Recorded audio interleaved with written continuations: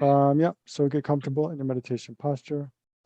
And so, yeah, spend a few moments doing that, and then spend a few minutes focusing our attention on an object of meditation, and then we'll generate a positive motivation. And then, yeah, generate refuge in bodhicitta and recite the prayer, and then do some meditation, and then have a short discussion group in the middle, and then do some meditation at the end, and then do extensive dedication at the end.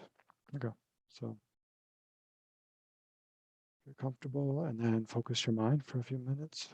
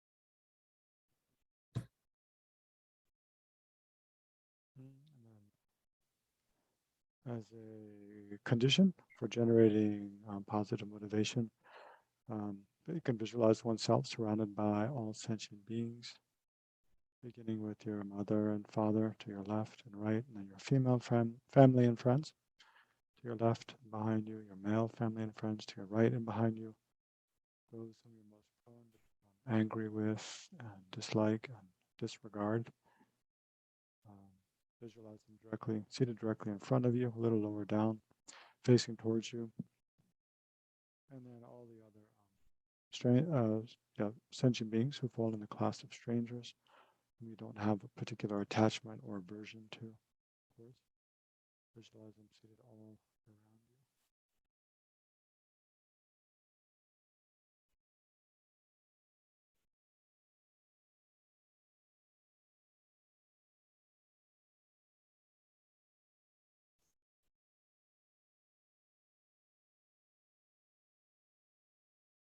So then, one of the best ways to generate a positive motivation is to briefly think through the main topics of the Lamrim, the graduated path to enlightenment. So I know we haven't gone into that yet, but that is part of I think that's the focus of the next module. So I'll just kind of talk through, just very briefly, topics of the graduated path to enlightenment and kind of the way to contemplate that. To build up. Your audio is coming and going. Check your. Oh, really? Okay. I'll try to talk a little louder. Sorry about that. Looks okay. No problem. Yeah, please let me know if it persists. Yeah. So to try to build up to bodhicitta, motivation. So first, we reflect on our good fortune in having met spiritual teachers such as His Holiness the Dalai Lama, Lama Zopa Rinpoche, and whatever inspiring spiritual kind of mentors, teachers that we have in our lives. Think about their positive qualities and how wonderful it would be to be more like them. And then think about how we have this precious human rebirth. We have so many opportunities to study and practice. Now that would be impossible if we'd been born in the lower realm or been born with severe disabilities and so forth. So how fortunate we are. But this opportunity we have to become a better person, to progress towards enlightenment, to benefit, to work for the welfare of other sentient beings in a meaningful way, won't last forever. Eventually, we'll definitely die. And when we die is not certain. It could be today or tomorrow, next month, next year. There's no certainty how long we'll live. And at the time we die, all of our body and possessions, and even our acquaintances, won't be of great benefit to us. We'll be separated from all of them. But what will carry on is our mind. So any positive qualities of mind, especially our practice of Dharma, will be immensely beneficial. Then after death, we'll take rebirth in either an upper realm, a happy state, or a miserable state, such as hell's hungry ghost and animals. So we reflect on how unbearable would be the suffering of having, if we took rebirth as an animal and so forth.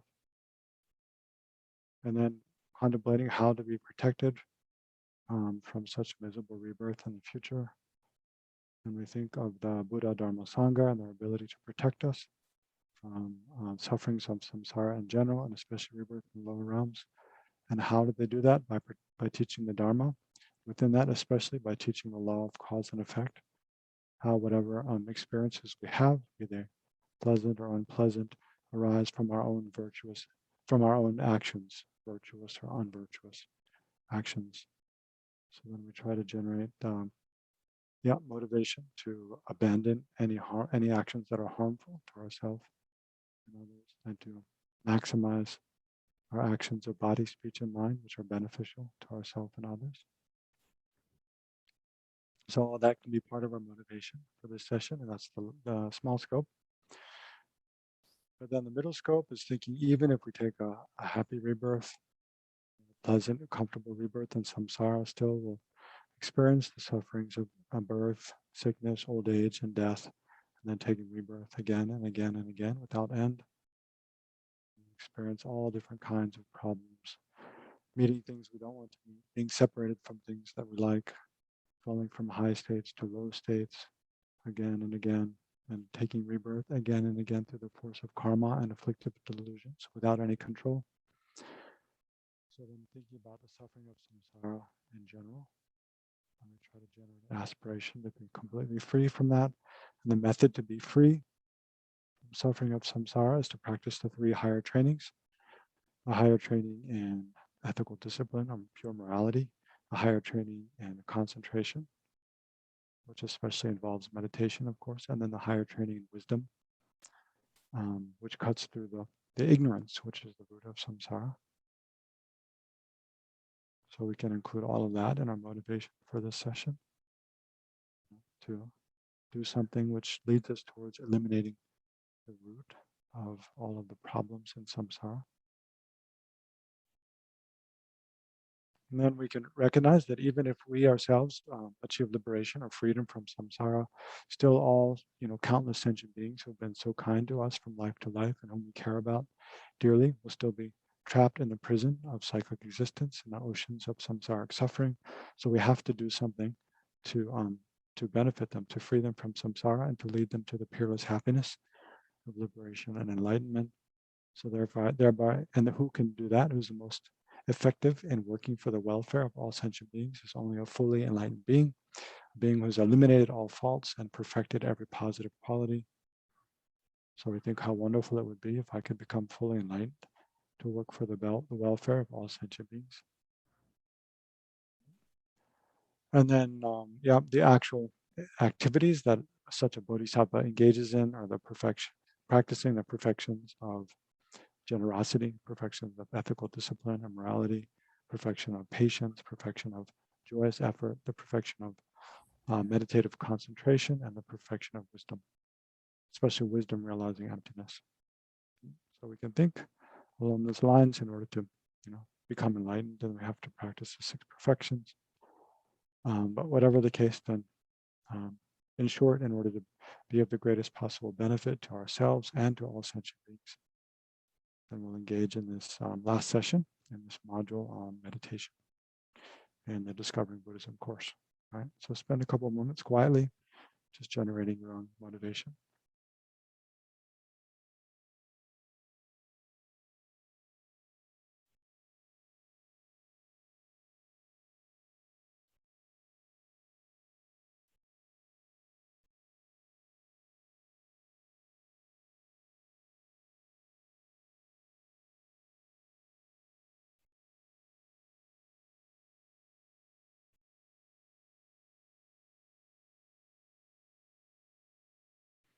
Okay, then if you like, we can visualize a field of refuge in the space before you, just above those whom you're most prone to become angry at. So you can visualize Shakyamuni Buddha or your own teacher. Think of their positive qualities and how they represent the three jewels of refuge, the Buddha, the Dharma, and the Sangha. And then to whatever degree you can generate faith in them and the mind. So the mind, recognizing all the problems of samsara, wishing to be protected from them, and having faith in the ability of the Buddha, Dharma, Sangha to protect us from those. And then try to combine that also with bodhicitta. And we can recite the refuge and bodhicitta prayer.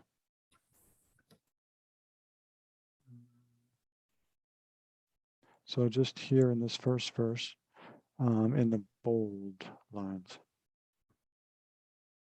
I take refuge until I am enlightened in the Buddha, the Dharma, and the Supreme Assembly by my two collections of listening to the Dharma. May I become a Buddha in order to benefit all sentient beings. I take refuge until I am enlightened in the Buddha, the Dharma, and the Supreme Assembly by my two collections from explaining the Dharma. May I become a Buddha to benefit transmigratory beings. I take refuge until I am enlightened in the Buddha, the Dharma, and the Supreme Assembly by my two collections from explaining the Dharma. May I become a Buddha in order to benefit all sentient beings.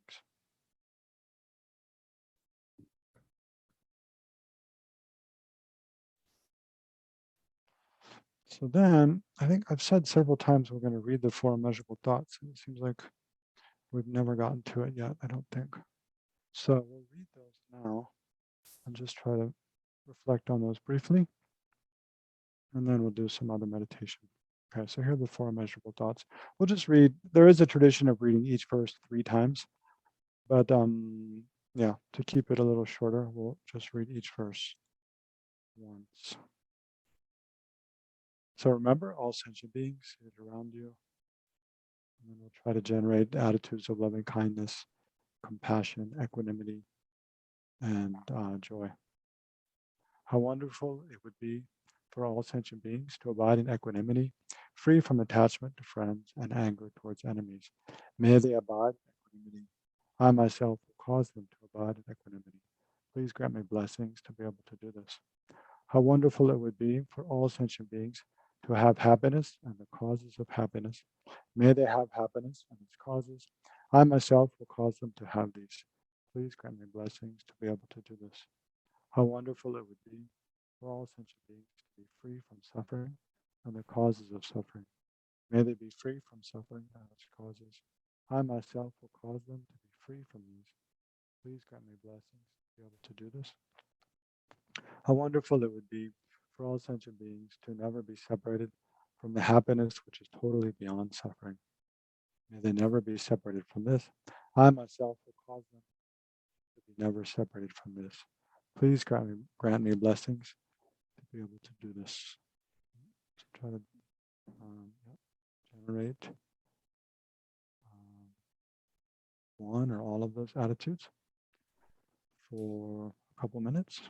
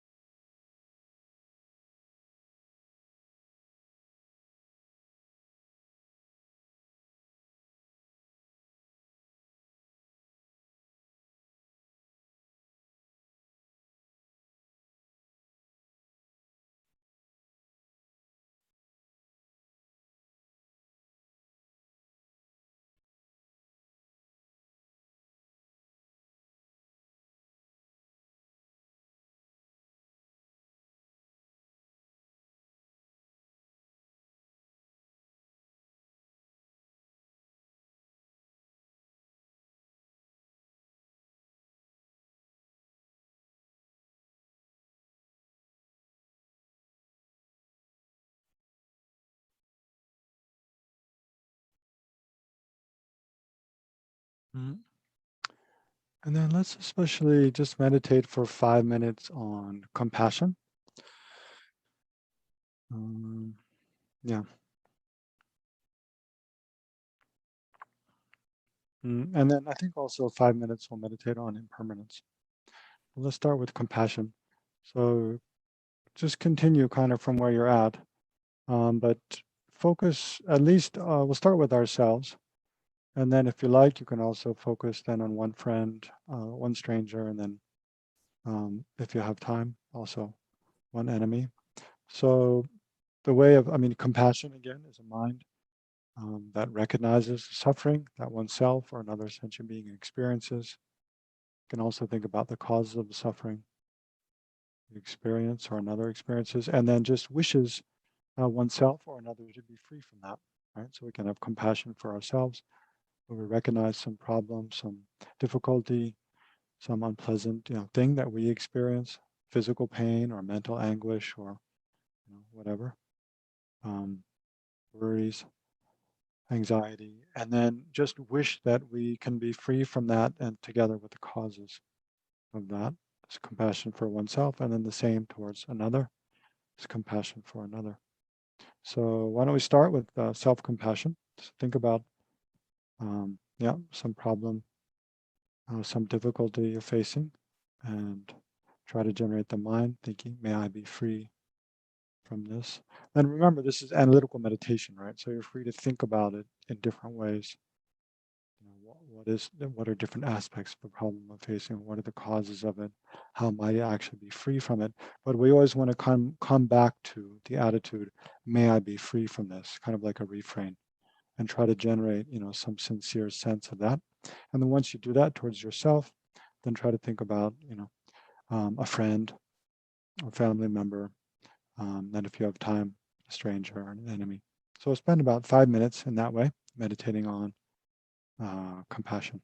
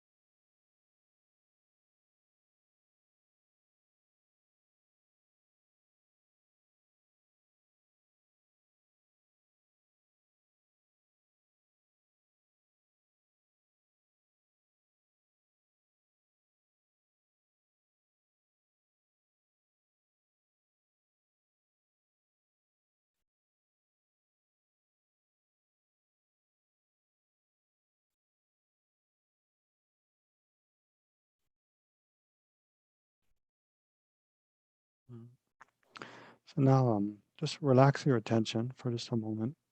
And I'm going to ask you to kind of refocus your attention on a slightly different object of meditation. So, yeah, compassion is a kind of analytical meditation where we try to generate a certain attitude, right? The attitude of wishing oneself or other that they be free from a form of suffering that we observe. So now I want to do a slightly different analytical meditation on impermanence, where we think more about a question, but still related to what you're thinking about and observing during the meditation on compassion, and see if it changes your kind of perspective at all. So the question, remember, impermanence means um, that if something is impermanent, it means it's changing from moment to moment, right? Whatever's impermanent, it has been produced or arisen by the force of causes and conditions, and it's continually changing moment to moment without pause.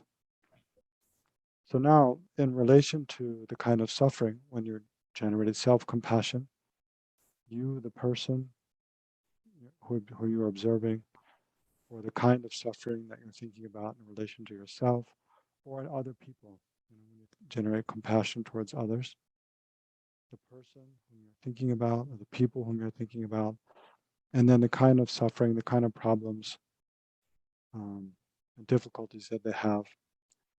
So among all those things, are there any that are not impermanent, right? Or is it the case that they all are impermanent and changing moment to moment? Or are there any instances of suffering where people who experience suffering were not permanent?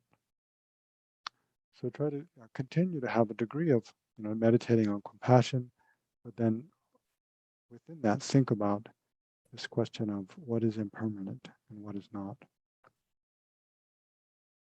So try to meditate like that for about 5 minutes again.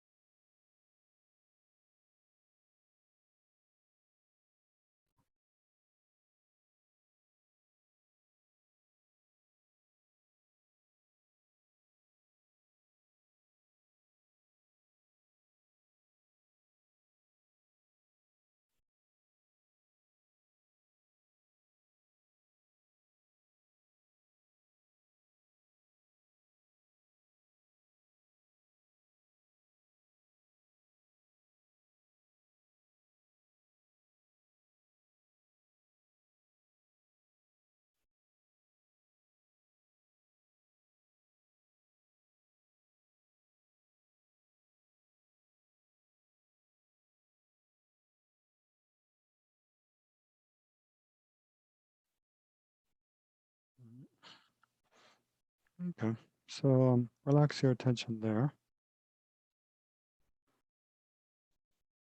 And now it's time for discussion groups and breakout rooms. So we can, yeah, I hope the transition's not too quick or harsh. Take your time. But yeah, we'll go into breakout rooms of 3 people each for, let's do 17 minutes to make up for a 3-minute deficit from earlier. So 3 people each discussion room for 17 minutes. And there's 3 different discussion questions that you can discuss. Yeah, anything related to the course, really.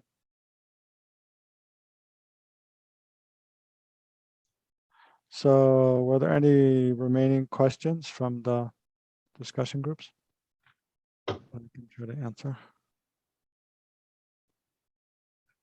Or other questions? We never got to question 3. It's okay. It's on the exam. We had a good discussion, though. Okay, good. We all knew what it was. Yeah, good. Yeah, I wonder, I had a question for you all in the meditation we did just before the breakout room. Mm. I mean, it was just very short, all right? A little bit of meditation on compassion and then a little bit meditation on impermanence, kind of trying to relate it to compassion. And I know we haven't discussed or haven't explained impermanence before this, but I mean, were you able to kind of do that? I mean, did it give you something kind of rich to think about at least? Mm-hmm. And did it kind of change the way you were looking at the, compassion, the people, and the whole experience? A little bit, yeah. Okay, I see some heads nodding. Okay, good. Yeah, that's I mean, one reason I wanted to do that was just to give you a little contrast with a more sort of, when we think about analytical meditation, like a real analysis, like really thinking about, well, what is the case here? More questioning and interrogating kind of meditation versus one where you're trying to generate a sort of affect, a certain attitude. It's very different.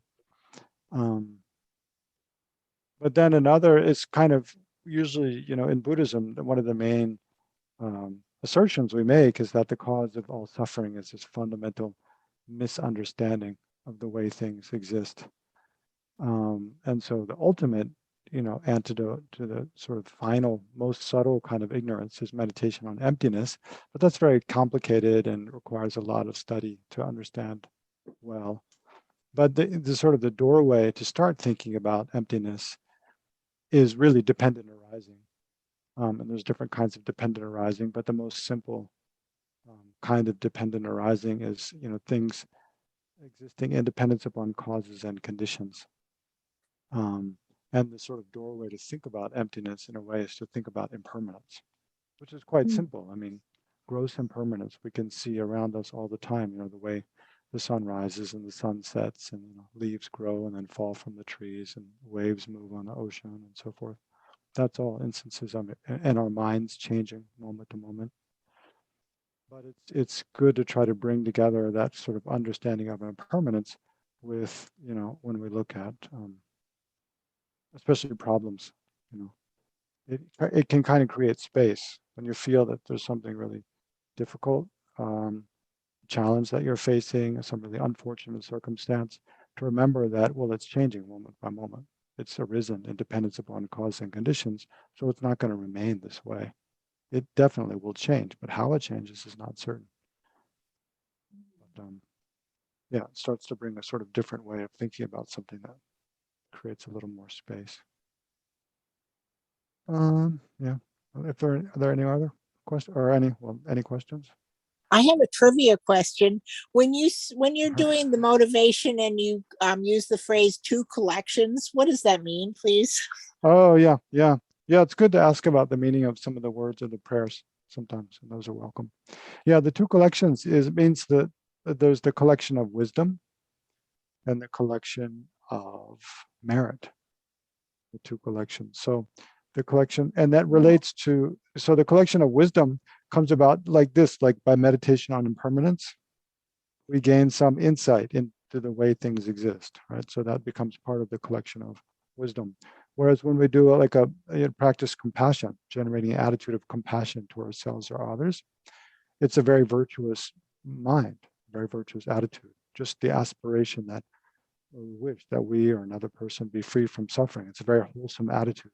So by doing so, we create merit, right? And merit is kind of like positive energy that it helps you to change in positive ways, and it helps you to meet the conditions that you need to deepen your kind of maturity on the spiritual path, deepen your realizations and insights on the spiritual path.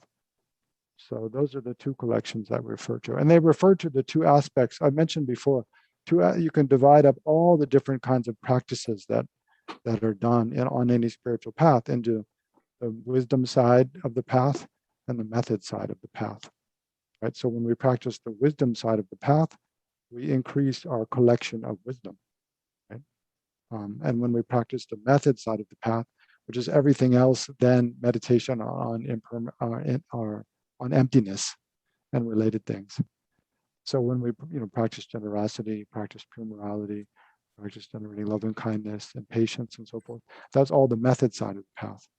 So when we, the more we practice that, the more we grow or increase our collection of merit, of positive energy. And then those two are also related to the two bodies of the Buddha. And so the Buddha has a truth body, a wisdom body. Well, sorry, we can say wisdom, truth. Yeah, wisdom, truth body is the Buddha's mind. And then the form body is the way a Buddha appears, what appears to different kinds of disciples. So like the form body of the Buddha is produced primarily by the collection of merit and the method side of the path. And the wisdom, the mind of the Buddha, which realizes all phenomena, the omniscient mind, the wisdom truth body, is produced primarily by the wisdom side of the path and the collection of wisdom. Interesting. Thank you. Sure. Okay, then the plan for the rest of the session is to do some sort of, what do you say? Well, more analytical meditation, but deity meditation. So we'll do a little sort of purification meditation, visualizing Shakyamuni Buddha and reciting the name mantra of Shakyamuni Buddha while we visualize purification and then visualize kind of blessing of ourselves and other sentient beings. And then we'll do extensive dedication with the King of Prayers. We'll read the King of Prayers. I'll share my screen. We'll read the King of Prayers at the end. Yeah, so that's kind of the plan. Did you want to? No, I don't. No, then I just leave it. Yeah, okay, so get comfortable. Again, prepare to sort of focus your attention for the next 25 minutes or so.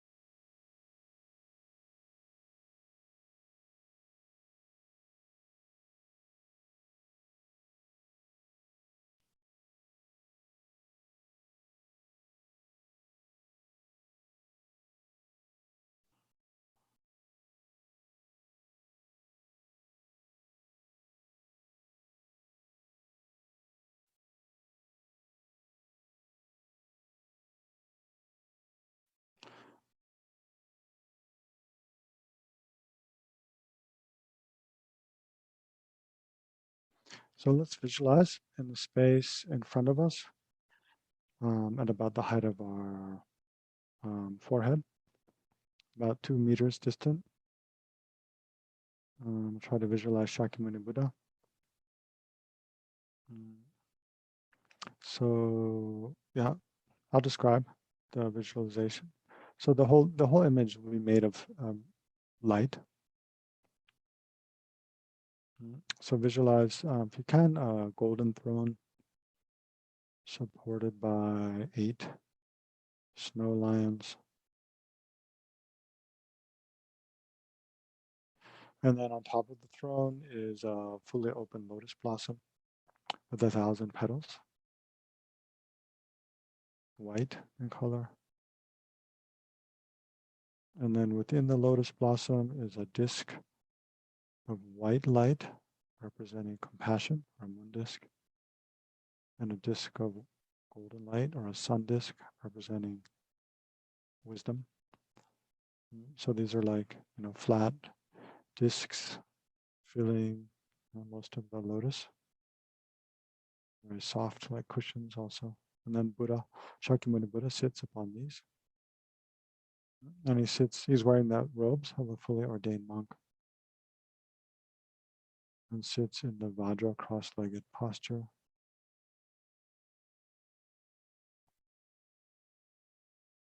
He's very tall and erect, his shoulders are broad. Has a kind of very noble bearing. And his right hand is resting on his right lap, on his right knee, sorry. His right hand rests palm down on his right knee, and the tip of his middle finger touches the cushion. Actually, it's a moon cushion that he sits on. Actually, I think it's the white moon cushion on top, and the golden sun disk below that, and below that the lotus, and then the throne.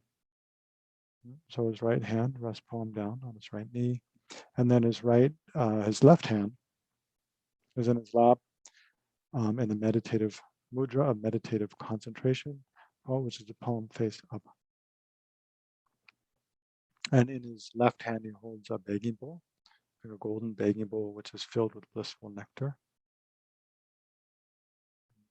So his right shoulder is bare, and his kind of orange robes are draped over his left shoulder. And his body is golden, has a kind of golden radiant hue. And you can visualize from every pore of his body, light rays radiate out. And on the tip of each light ray is an emanation of Shakyamuni Buddha. His face is radiant like the full moon, and he looks upon you with great affection. His lips are turned up in a smile, so he has a gentle smile. His lips are deep red in color. His teeth are very white and all even. His face and his body are all very well proportioned.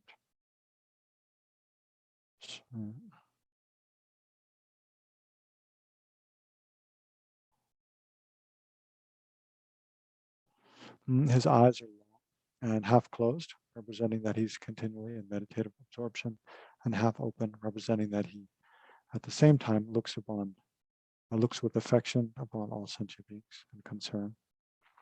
And then his hair is blue-black in color, each hair tightly coiled to the right. His earlobes are long, representing that he's listened to many Dharma teachings over countless lifetimes. And he has a golden protrusion, or like an ushnisha, on the crown of his head, which represents his practice of perfect devotion to his teachers, paying homage and serving and having respect for his teachers over countless lifetimes.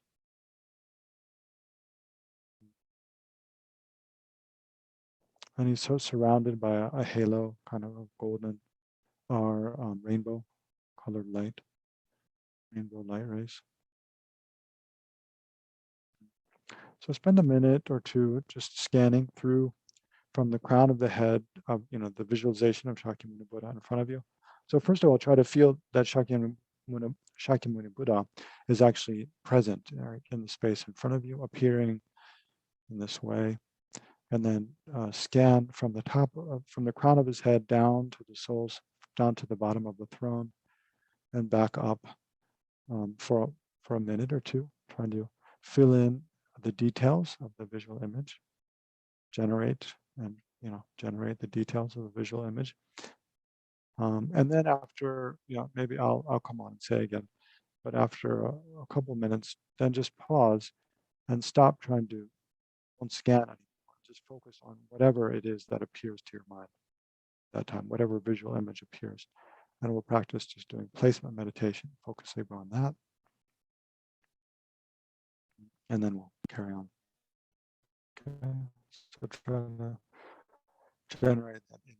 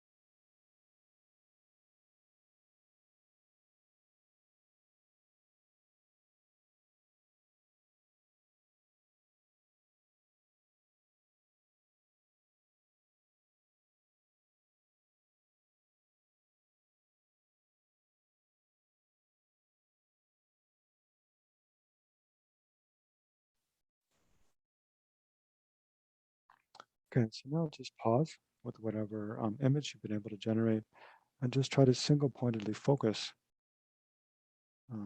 on that image of Shakyamuni Buddha, even if it's just a vague kind of fuzzy golden light or whatever. Just try to absorb your attention completely in that visualization of Shakyamuni Buddha.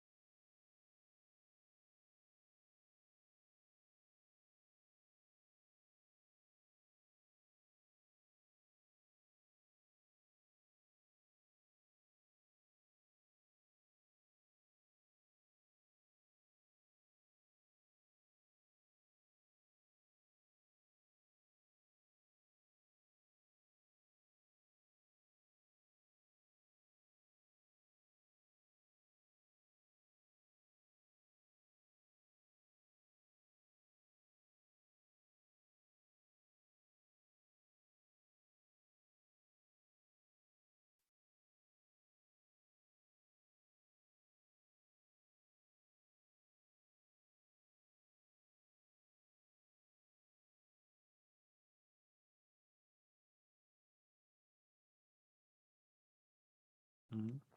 So now we'll recite the name mantra of Shakyamuni Buddha, Tayata Om Muni Muni Maha Muni Soha.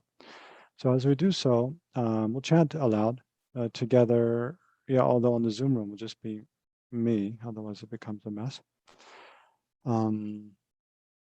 As we do so, try to visualize white light rays flowing from Shakyamuni Buddha's heart.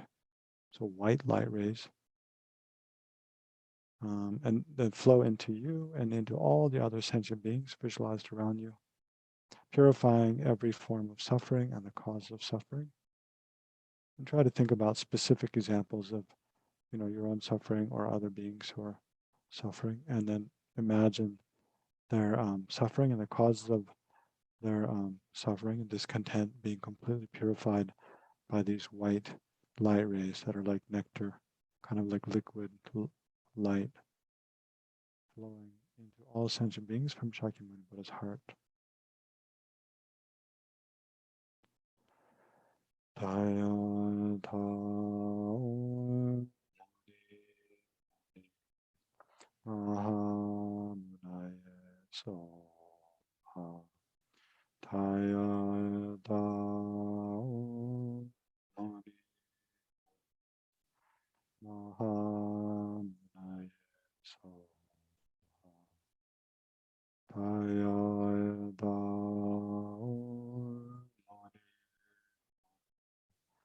Mahamunaya Soha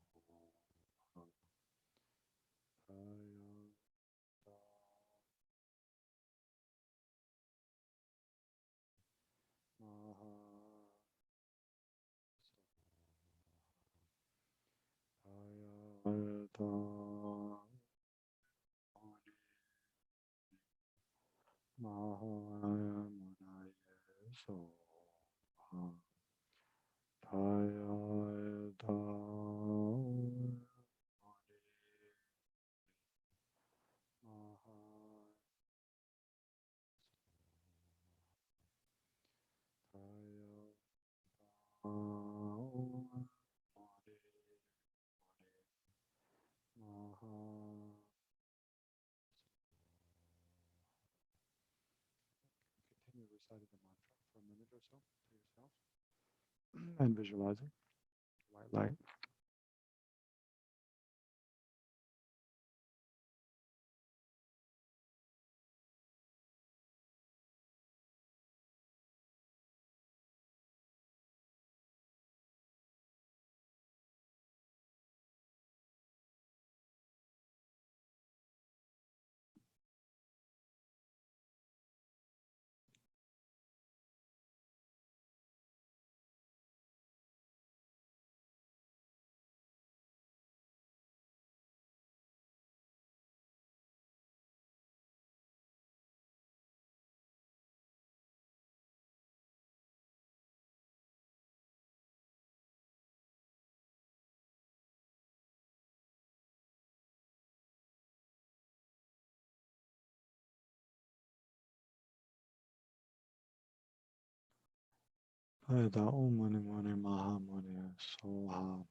So feel very strongly that you and all sentient beings are completely, and the environment as well.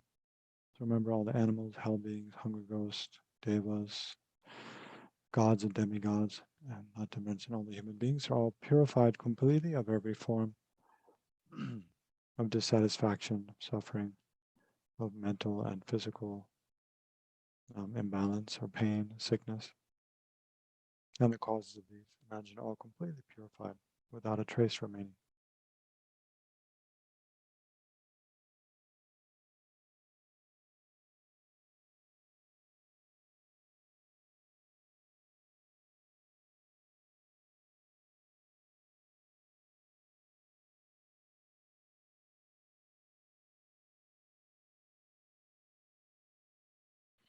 So now we'll visualize golden light rays flowing out from Shakyamuni Buddha's heart and from every pore of his body.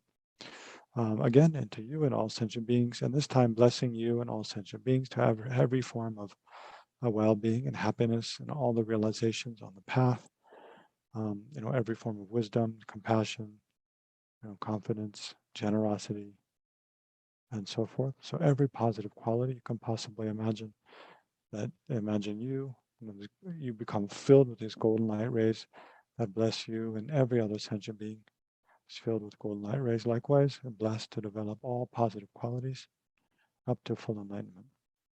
So again, we'll recite the mantra aloud a few times and then quietly for a while. Taya ta om mani mani maha so ha. Taya ta om mani mani maha so ha. Taya ta om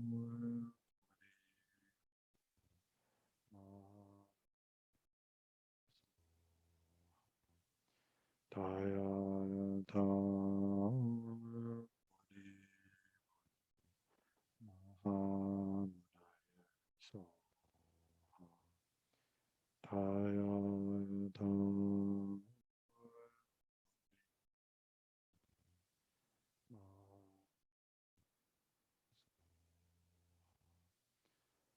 Taya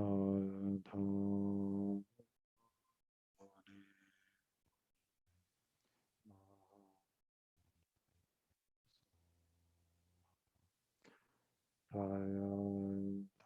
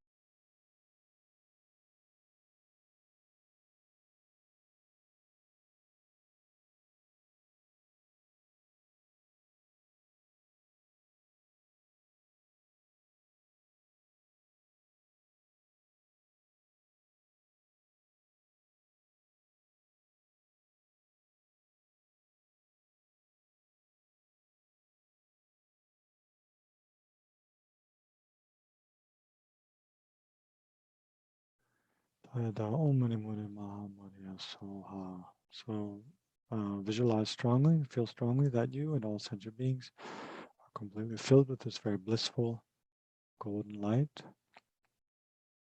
and that it completely blesses you and all sentient beings to develop every positive quality, every form of well-being and happiness, mental and physical, and especially all the realizations on the path up to complete enlightenment. And blesses the environment as well to become like a pure land.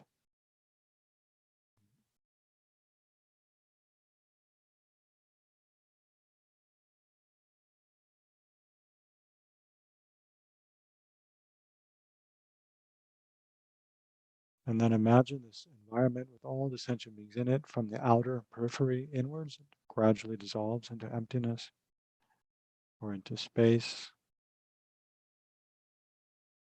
Shakyamuni Buddha dissolves into light, which enters your heart. And then all the sentient beings dissolve into light, just enter your heart, into your body.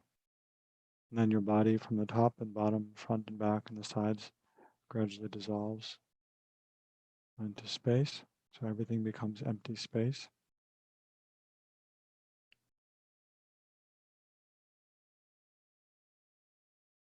And your mind also completely merges with space.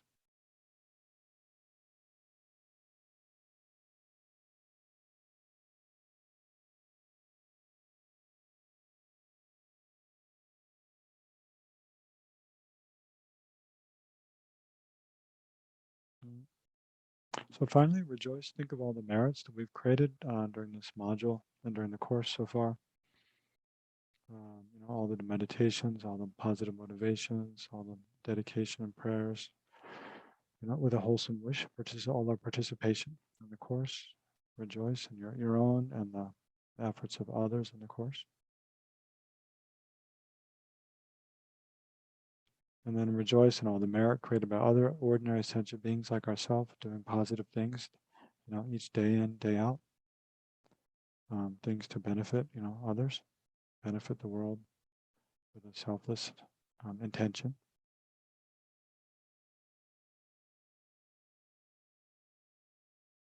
And then think of all the merit created, especially by Shakyamuni Buddha and all the Buddhist masters and other holy beings of the past and the present, from generation to generation, down to His Holiness the Dalai Lama, Lama Zopa Rinpoche, and other teachers. Rejoice in all the merit they create. So all this merit gathered together, then we can dedicate with the King of Prayers. So,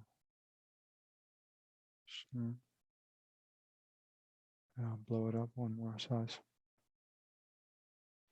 I bow down to the youthful Arya Manjushri, the lions among humans, gone to freedom in the present, past, and future, and the worlds of 10 directions.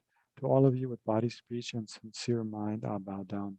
With the energy of aspiration for the Bodhisattva way, with a sense of deep respect, and with as many bodies as atoms of the world. To all you Buddhists visualized as real, I bow down. On every atom are Buddhas numberless as atoms, each amidst a host of Bodhisattvas, and I am confident the sphere of all phenomena is entirely filled with Buddhas in this way, with infinite oceans of praise for you and oceans of sound from the aspects of my voice. I sing the breathtaking excellence of Buddhas and celebrate all of you gone to bliss. Beautiful flowers and regal garlands, sweet music, scented oils and parasols, sparkling lights and sublime incense I offer to you, victorious ones. Fine dress and fragrant perfumes, sandalwood powder heaped high as Mount Meru, all wondrous offerings in spectacular array, I offer to all victorious ones, with transcendent offerings peerless and vast, with profound admiration for all the Buddhas, with strength of conviction in the Bodhisattva way, I offer and bow down to all victorious ones. Every harmful action I have done with my body, speech, and mind, overwhelmed by attachment, anger, and confusion, all these I openly lay bare before you. I lift up my heart and rejoice in all positive potential of the Buddhas and Bodhisattvas in 10 directions, of solitary realizers, hearers still training, and those beyond, and of all ordinary beings. You who are the bright lights of worlds in 10 directions, who have attained the Buddha's omniscience through the stages of awakening, all you who are my guides, please turn the supreme wheel of Dharma. With palms together, I earnestly request, you who may actualize parinirvana, please stay with us for eons numberless as atoms of the world, for the happiness and well-beings of all wonders in samsara. Whatever slight positive potential I may have created by paying homage, offering, and acknowledging my faults, rejoicing and requesting that the Buddhas stay and teach, I now dedicate all this for full awakening. May you Buddhas now living in the worlds of 10 directions and all you gone to freedom in the past accept my offerings. May those not yet arisen quickly perfect their minds, awakening as fully enlightened ones. May all worlds in 10 directions be entirely pure and vast. May they be filled with bodhisattvas, surrounding Buddhas gathered beneath a Bodhi tree. May as many beings as exist in 10 directions be always well and happy. May all samsaric beings live in accord with the Dharma, and may their every Dharma wish be fulfilled. Remembering my past lives in all varieties of existence, may I practice the Bodhisattva way, and thus in each cycle of death, migration, and birth, may I always abandon the householder's life. Then, following in the footsteps of all the Buddhas and perfecting the practice of a Bodhisattva, may I always act without error or compromise, with ethical discipline, faultless and pure. May I teach the Dharma in the language of gods, in every language of spirits and nagas, of humans and of demons, and in the voice of every form of being. May I be gentle-minded, cultivating the 6 paramitas, and never forget bodhicitta. May I completely cleanse without omission every negativity and all that obscures this awakening mind. May I traverse all my lives in the world, free of karma, afflictions, and interfering forces, just as the lotus blossom is undisturbed by the water's wave, just as the sun and moon move unhindered through the sky. May I ease the suffering in the lower realms and in the many directions and dimensions of the universe. May I guide all wonders in samsara to the pure bliss of awakening and be of worldly benefit to them as well. May I practice constantly for eons to come, perfecting the activities of awakening, acting in harmony with the various dispositions of beings, showing the ways of a bodhisattva. May I always have the friendship of those whose path is like mine, and with body, words, and also mind, may we practice together the same aspirations and activities. May I always meet a spiritual mentor and never displease that excellent friend who deeply wishes to help me and expertly teaches the Bodhisattva way. May I always directly see the Buddhas, masters encircled by Bodhisattvas, and without pause or discouragement for eons to come. May I make extensive offerings to them. May I hold within me the Buddha's genuine Dharma, illuminate everywhere the teachings that awaken, embody the realizations of a bodhisattva, and practice ardently in all future eons. While circling through all states of existence, may I become an endless treasure of good qualities, skillful means, wisdom, samadhi, and liberating stabilizations, gathering limitless pristine wisdom and positive potential. On one atom I shall see Buddha fields numberless as atoms, inconceivable Buddhas and Bodhisattvas in every field, practicing the activities of awakening.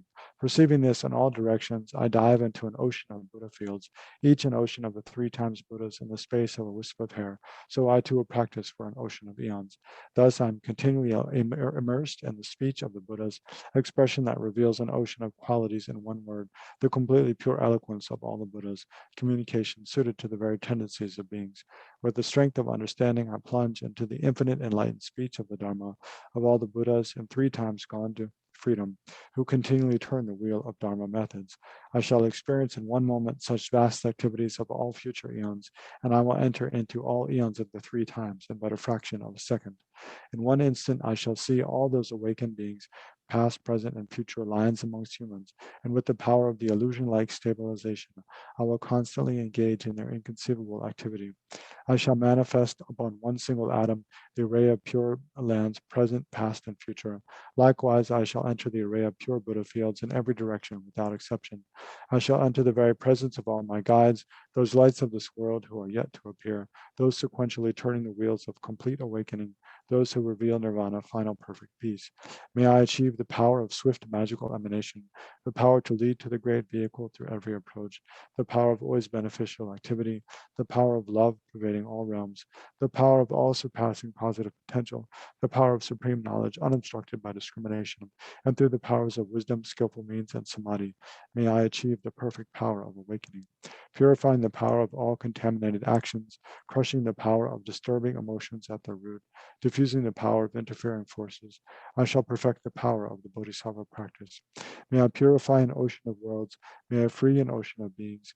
May I clearly see an ocean of Dharma. May I realize an ocean of pristine wisdom. May I purify an ocean of activities. May I fulfill an ocean of aspirations. May I make offerings to an ocean of Buddhas. May I practice without discouragement for an ocean of eons. To awaken fully through this Bodhisattva way, I shall fulfill without exception all the diverse aspirations of the awakening practice of all Buddhas gone to freedom in the 3 times everywhere, in order to practice exactly as the wise one called Samantabhadra, all embracing good, the elder brother of the sons and daughters of the Buddhas. I completely dedicate all this goodness. Likewise, may I dedicate just as the skillful Samantabhadra with pure body, speech, and mind, pure actions, and pure Buddha fields. I shall give rise to the aspiration of Manjushri for this Bodhisattva practice of all embracing good, to perfect these practices without discouragement or pause in all future eons. May my pure activities be endless, my good qualities boundless, and through abiding in immeasurable activity, may I actualize infinite emanations. Limitless is the end of space, likewise limitless are living beings. Thus limitless are karma and afflictions. May my aspirations be limitless as well. One may offer to the Buddhas all wealth and adornments of infinite worlds in 10 directions, and one may offer during eons numberless as atoms of the world, even the greatest happiness of gods and humans. But whoever hears this extraordinary aspiration and longing for highest awakening gives rise to faith just once, creates far more precious positive potential. Those who make this heartfelt aspiration for the Bodhisattva way will be free of all lower rebirths, free of harmful companions, and will quickly see Amitabha infinite light. Even in this lifetime, even in this very human life, they will be nourished by happiness and have all conducive circumstances. Without waiting long, they will become like Samantabhadra himself.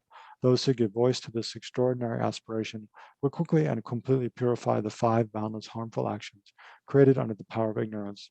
Blessed with supreme knowledge, excellent body, family attributes, and appearance, they will be invincible to vast interfering forces and misleading teachers, and all the 3 worlds will make offerings. Going quickly to the noble Bodhi tree and sitting there to benefit sentient beings, subduing all interfering forces, they will fully awaken and turn the great wheel of Dharma.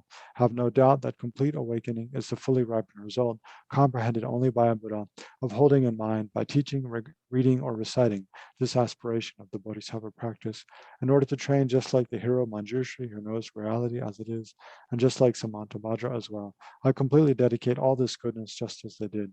With that dedication, which is praised as greatest by all the Buddhas gone to freedom in the 3 times, I too dedicate all my roots of goodness for the attainments of the Bodhisattva practice.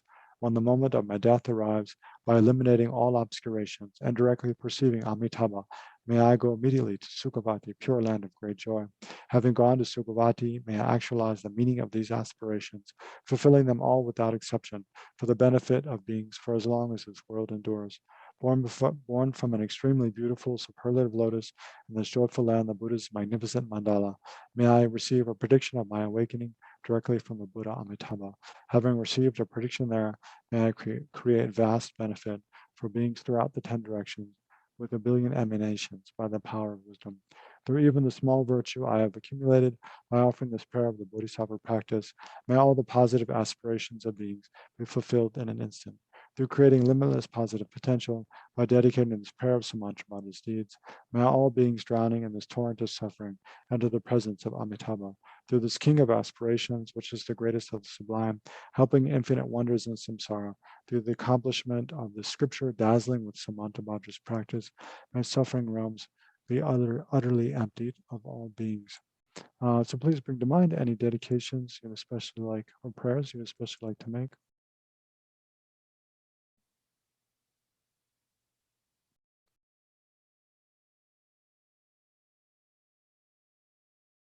So especially for those in Afghanistan and other places that are torn by war and violence, may the violence there quickly be pacified and all beings live in harmony. And may all beings have food and water, food and drink, shelter, education and safety, especially places that are struck by natural calamities. In Haiti, where there's been a massive earthquake, and the government's kind of in chaos. And in places in Africa and other regions of the world where there's famine, and places struck by the fires and floods and so forth. In all those places, may people care for one another, may all be safe and well, and may the 4 elements be in balance, may global warming quickly be reversed. In short, may all beings be free from every form of suffering and have every form of well-being and happiness. And for this end, may the Buddha Dharma flourish, especially Ocean of Compassion Center and other FPMC centers, Vajrapani and other Dharma centers, and all organizations benefiting beings. May they all have every condition to flourish. And then finally, may His Holiness and the lives of all of our spiritual teachers be long and stable. So we can read this 2 verses of long life prayer for His Holiness. The wish-granting, wish-fulfilling jewel, source of every single benefit and happiness in this world, the incomparably kind, supreme Tenzin Gyatso, may you have a long life and all your holy wishes be spontaneously fulfilled. Savior of the snowland teachings and transmigratory beings, who extensively clarifies the path that unifies emptiness and compassion, to the lotus holder of Tenzin Gyatso I beseech, may all your holy wishes be spontaneously fulfilled. And then, also for the long life of Lama Zopa Rinpoche, the spiritual director of FPMT. Okay, thank you all. So we'll conclude there. This is the last teaching session for this module. Thank you all for your participation, and I hope to see you again in module 4. Venerable Namjung will start the next module in mid-September. Thank you. Thank you very much. And I'll send out the assessment. Everybody can unmute. I'll send out the assessment later tonight, and you can. Actually, I'll see you in the interviews too. We have the interviews over the next couple of days. Yeah. And there are a few of you who haven't responded. If you would like to give me an email real quick, I'll put you on the roster. Thanks. Okay, thanks, Marianne. Thanks, Oris, for hosting the sessions. And thank you all again. Thank you. Thank you, Care. Venerable. Thank you, Venerable. Much Stop. venerable. Thank you, Mary. Thank you, Mary Thank you, Ellen. Mary Ellen and Ers. Thank you all. Thank you so much.